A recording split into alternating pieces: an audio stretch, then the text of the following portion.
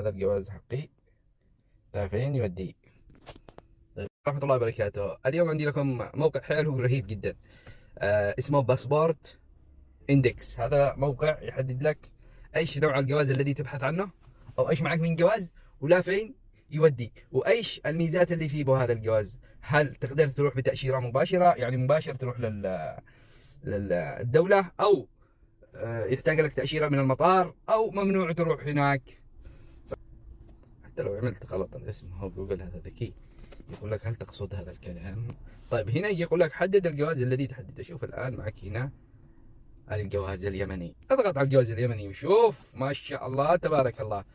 وبعدين تضغط هنا، هذا ايوه اضغط انا عليه، لا نضغط عليه. اوكي الان شوف الدنيا كلها محمره نار الله الموقدة على هذا الجواز، ولا مكان تدخله، ما معك الا طرف الدنيا. ايران بتأشيرة، سوريا هنا بدون تأشيرة تقريبا، هذه أشيرة خضراء. اها هذه سوريا ايوه، وهنا تأشيرة من قبل مسبقة خضر يعني مباشر.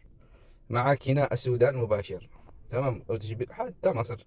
الدنيا كلها حمراء، ماني لك. شوف ها هذا الجواز حقي. فين يودي؟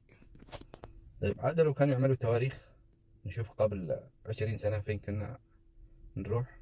طبعا من هنا ينزل لك هنا طبعا من القوائم كيف تختار الدولة الذي ايش، وليكن هذه الذي هي فيزا اونلاين بولفانيا. تقدر تضغط عليها يوديك للموقع حق الفيزات. شوف حولنا للموقع حق هذا، تدخل تدي له كل المعلومات وهو. طيب الموقع الثاني نجي نقول نشتي نروح امريكا. وين هذه امريكا؟ امريكا امريكا امريكا امريكا امريكا امريكا. هل اسرائيل؟ اللي يشتي يصير اسرائيل يعمل مثلث احمر. تعرفوا ايش معناته مثلث احمر؟ مثلث احمر يعمل يصور فيديو مثلث احمر هنا. هذه الحته الاحمر ما تقدرش ولا ممنوع تروح عليه، قام دارين بك. طيب